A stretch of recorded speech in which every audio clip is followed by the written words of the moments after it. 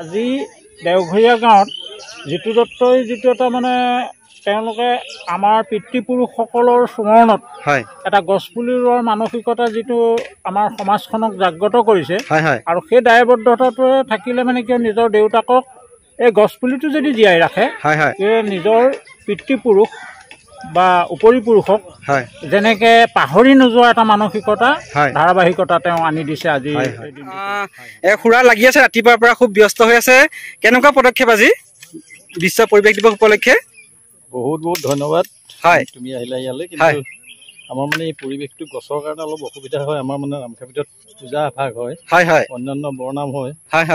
নামঘৰত এই উপলক্ষে মানুহ যথেষ্ট গোট খায় হাজাৰ মানুহ গোট খায় গতিকে সেইখিনিৰ কাৰণে এটা চাহ দিবৰ ব্যৱস্থাই বিশ্ব পৰিৱেশ দিৱসত আমি একলগ হৈ গোটেই মানুহখিনি একলগ হৈ এনেদৰে যিটো প্ৰচেষ্টাত আমি এই কামখিনিত আগবাঢ়িছো ধন্যবাদ থাকিলে আপোনালৈ আৰু দেখিছে আপোনালোকে এয়া দাদাই কাম লগাই আছে দাদা কাম লগাইছে নে আপোনাক ধন্যবাদ দিছো দেই খুব ধুনীয়াকে আপুনি কাম লগাই আছে আৰু এইফালে দেখিছে আমাৰ মহিলাসকলো আছে বাইদেউ কাম লগাইছে নে কাম লগাওক আৰু এইফালে দাদা কাম লগাওক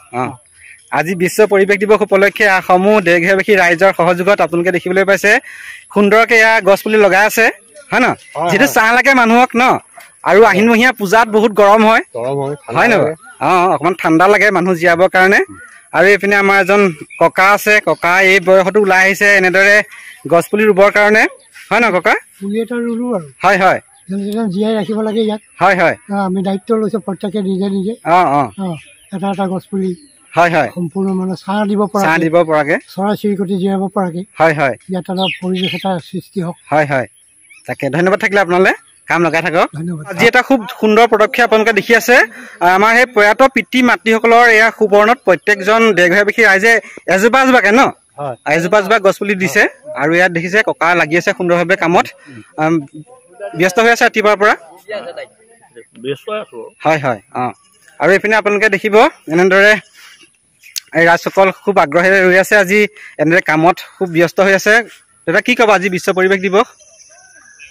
আজি বিশ্ব পৰিৱেশ দিৱস গোটেই বিশ্বতে এইটো আজি পালন কৰিছে আমিও দেওঘৰীয়া সমূহ ৰাইজে ৰামখাপিত আৰু দেওঘৰীয়া বৰনামঘৰৰ সন্মুখত যিটো জেগা আছে সেই জেগাটোৰ কাৰণে আমি প্ৰত্যেক পৰিয়ালৰ মৃত ব্যক্তিসকলৰ নামত এটা পুলি উৎসৰ্গা কৰি আজি আমি এই দিৱসটো পালন কৰিছে কামত লাগি আছে ন ভাল নহয় আপোনাৰ ভাল আৰু এইপিনে দেখিব আমাৰ এজন ককা আছে খুব ব্যস্ত হৈ আছে কামত ককা কেনেকুৱা ভালনে আপুনি ইমান ভাল দেই মোৰ এই বয়সটো সুন্দৰভাৱে আপুনি কামত লাগি আছে ভগৱানে আপোনাক সুস্বাস্থ্য প্ৰদান কৰক এনেদৰে কামত লাগি থাকক দেই আৰু এইফালেও আছে আমাৰ দাদাসকল আজি বিশ্ব পৰিৱেশ দিৱস উপলক্ষে এয়া কৰ্মত খুব সুন্দৰভাৱে ব্যস্ত হৈ আছে ন আমাৰ নিপেন দাদাও চলাই আহিম আজি বিশ্ব পৰিৱেশ দিৱস আজি বিশ্ব পৰিৱেশ দিৱস গছ নাথাকিলে মানুহ নাথাকে আমি সেইকাৰণে আজি সমূহ গাঁওবাসীয়ে প্ৰত্যেকে নিজৰ পিতৃ মাতৃৰ নামত এটাকৈ গছ পুলি আজি ৰোপণ কৰিছে এই উদ্যোগটো আমাৰ গাঁৱৰে উদীয়মান যুৱক আমাৰ জিতু দত্তই উদ্যোগ লৈছে আমি তেখেতলৈ আজি এই বিশ্ব পৰিৱেশ দিৱসৰ দিনটোত আন্তৰিক শ্ৰদ্ধা জ্ঞাপন কৰিছো ধন্যবাদ থাকিলে কামত লাগক আৰু আমাৰ এইফালে এগৰাকী বাইদেউ কামত পুৰা ব্যস্ত হৈ আছে কাউন্সিলাৰ আমাক এবাৰ কাউন্সিলাৰ হিচাপে ৰাইজে নিৰ্বাচন কৰিছে জয়যুক্ত কৰিলে আৰু এতিয়া আমাৰ এই গাঁৱৰে উদীয়মান যুৱক আমাৰ জিতু দত্তই এটা উদ্যোগ ললে যিটো উদ্যোগে সমগ্ৰ বিশ্বৰ কাৰণে প্ৰশংসনীয় আজি আমাৰ এই পিতৃপুৰুষসকলৰ উদ্দেশ্যে প্ৰত্যেকে একোজোপা গছ পুলি ৰোৱাৰ আজি সংকল্প লৈ গছ পুলিজোপা ৰুইছে আৰু ভৱিষ্যতলৈ সেই পুলিটো যাতে আমাৰ ডাঙৰ দীঘল কৰি আমাৰ পৰিৱেশ শান্তিপূৰ্ণ পৰিৱেশ সৃষ্টি কৰিব পাৰোঁ তাৰ কাৰণে আমাৰ সকলো ৰাইজে এতিয়া সংকল্পবদ্ধ হৈছে আৰু গছ থাকিলেহে মানুহ থাকিব আৰু আজি দেওঘৰীয়াবাসী ৰাইজে মানে তেওঁলোকৰ পূৰ্বৰ পিতৃ মাতৃসকলৰ সুবৰ্ণত একোজোপাকৈ গছপুলি ইয়াতে ৰোপণ কৰিছে আশা কৰিছোঁ প্ৰত্যেকজোপা গছ লহপহকৈ বাঢ়ক আৰু ৰাইজক ছাঁ দিয়ক